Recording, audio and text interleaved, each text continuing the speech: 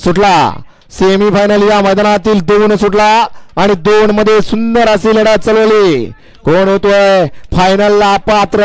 लढत चालू आहे. कुणाच्या नशिबी गुलाल आहे? शेवटच्या क्षणाला बाजी मारली.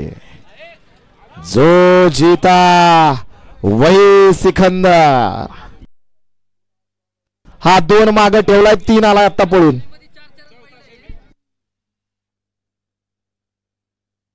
मागाचा जो सेमी फायनल 1 चा निकाल राठोड साहेब, आता ह्याच्यात क्वार्टर फायनल जो 3 नंबरला उतरला त्याला द्यावा लागेल ना, आहे का ना अध्यक्ष? अध्यक्ष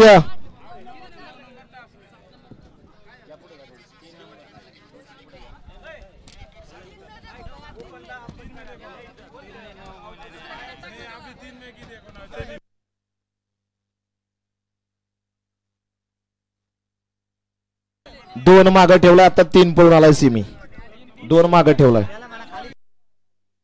सेमी फायनल 1 चा निकाल. Semi final 1